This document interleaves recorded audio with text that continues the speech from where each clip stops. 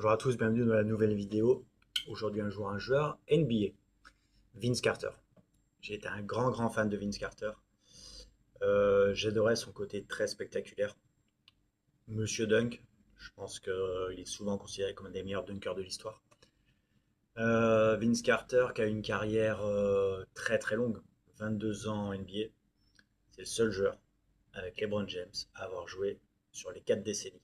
Il a joué dans les années 90, les années 2000, les années 2010 et les années 2020. Rien que cette stat, elle est folle. Donc il a joué forcément Toronto, hein. C'était là qu'il s'est fait connaître avec son fameux frère qui était parti après à Orlando. Donc ensuite, il est parti au Nets. Au Nets, ça performait, hein. Que ce soit Toronto et les Nets, c'est là où il cartonnait. 20, 25 points, 27 points de moyenne tous les ans.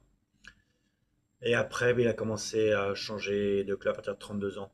C'est là où il a changé de club beaucoup, de franchise. Donc il a fait du Phoenix, il a fait du Memphis, du Atlanta à la fin. Il a beaucoup bougé. Et après avec un rôle qui... C'est un rôle de grand frère, on va dire. Joueur vétéran pour encadrer la jeunesse avec beaucoup moins de temps de jeu. Mais donc, ouais.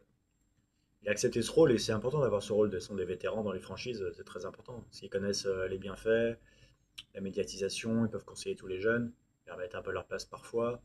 Et puis même à 40 ans, je crois qu'il avait fait une pointe à 20 ou 22 points. Et bon, voilà. Il a aussi deux records à 51 points, 2 fois il l'a fait. Donc Vince Carter quand même. Moi j'aimais bien ce mec. Puis évidemment, Vince Carter, pour beaucoup, alors son palmarès sur NBA, il n'y en a pas, clairement, il a juste fait une finale, je crois, de conférence. Mais il a gagné les JO 2000, Sydney. Pour nous, ça fait mal, hein, parce que Vince Carter, ce qu'on retient, c'est le dunk sur Frederick Weiss. Et voilà. Donc Vince Carter. Salut!